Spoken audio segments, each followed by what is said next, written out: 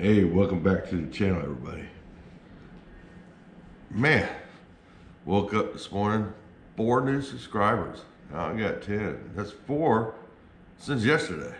That's pretty good. I must be doing something right. All right. Well, I've gone through the 65. And there was a person yesterday that made a comment saying, should call this car Benny. Only thing good on it is the VIN number. Well, that's kind of true.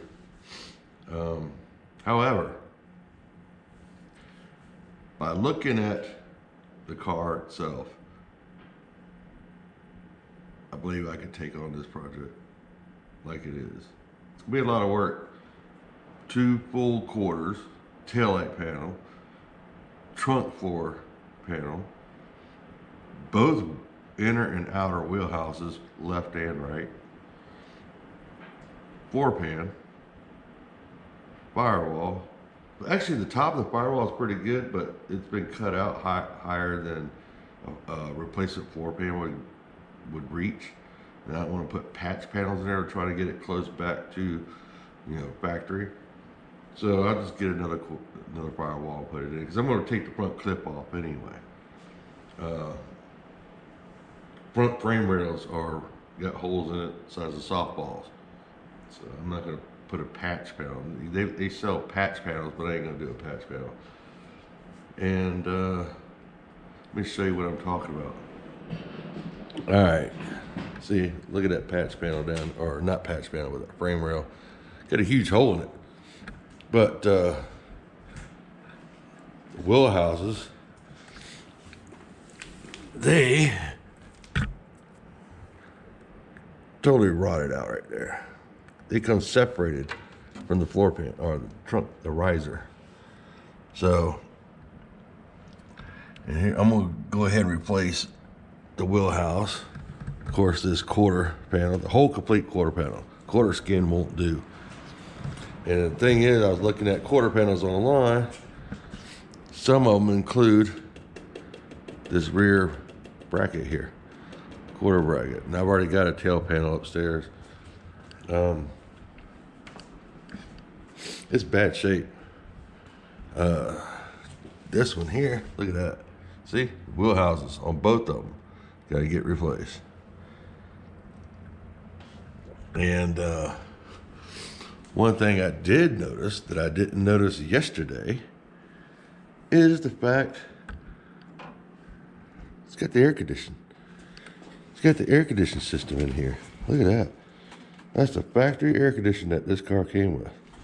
Now, I remember the guy that I got it from said it had air, factory air. And see what I'm talking about the firewall over there?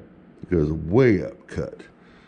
So I'm just gonna go ahead and replace the firewall. Firewall tucks underneath the floor pan.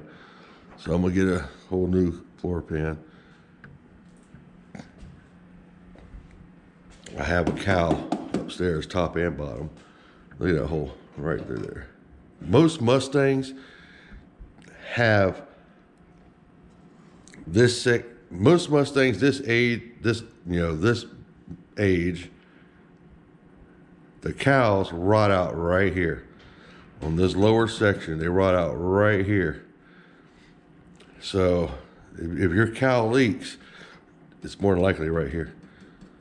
So we'll go on this side. See, there's a hole right there. A hole right there. See, they leak right here. And they leak around the hats on the inside.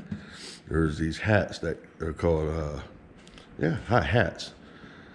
They're round, they come all the way up, and they didn't seal around the flange that's on those hats, at the bottom of those hats, and they'll tend to leak. So if you got water, if you got a classic Mustang like this, and you notice your carpets are wet in the front, that's more than likely due to your cowl leaking. And you can prevent more damage being done. They sell these cowl covers that go across this vent hole. I don't think your defrost would work, with the cover on. But at least on a rainy day, you can slap that on, drive around, and you won't get water inside your compartment. But got a lot of work to do. I got rockers to replace. Looks like it's the outer rockers. The outer rockers is really chewed up and bad on this car. The inner rockers, from what I could tell from when I looked underneath the car, they're good. I got some good parent metal to weld to for the floor pan. And the trunk floor that I'm looking at, the piece I'm looking at, includes the transition pan. So it's going to get all new metal from the front all the way back. And 2 quarter skins. Of course, 2 new doors. This here, front frame extension. The whole cowl panel. That's a side cowl. That's going to get replaced too. So yeah, I still got the bin on the car, and it's legible. So got to cut that out when I put the new aprons on. The whole new front clip. I haven't searched for this one yet. It's somewhere in here. I know there's one over here somewhere. Might be under the strap somewhere. I don't know. I'll have to find it. Or this could have been replaced at one time. They didn't put the bin back in on this side. I know this side had one, and that one's got one. So the glass is good. No cracks in the glass, front or rear. So that saves me some money. So I'm going to go ahead and clean this car up today. I got to take a piss test for the job that I start Monday. So I got to go do that here in a couple hours. Then I'll be back here and I'll get everything cleaned out and we'll dig in deeper into this car. And wow, look at that. Man, I can see my concrete floor through this car. Wow, you can't do that with most cars. Look at that, man. Jeez. It's kind of sad. But that's what I like, man. I like a good challenge. I want to raise this car from the dead and bring it back to life. This car was once driving around hauling ass on the street back in the late 60s, 70s, I'm sure. And here it is, looking all lumpy and sad. Well, it's gonna get done, man.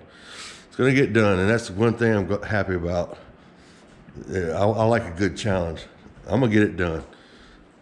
And of course, I can't wait to do that bad boy, the R code. Hell yeah, 428 Cobra Jet motor. All right, let's let me go back to the computer. So that's the project. That's a closer look than we saw in previous videos. So I'm gonna go ahead and start cleaning this thing out when I get back and get on it. Mostly it's going to be just cutting parts off. So I'll do some video of that, get on that. I don't have a plasma cutter yet. I gotta wait a couple weeks for that, but I really don't need a plasma cutter for what I need to do right now. Yeah, that's it. So next video here, we'll get deeper inside. Once I clean everything out, we'll see together what's involved with the rest of the car. Thanks for watching. Peace out. Like, share, subscribe for future content.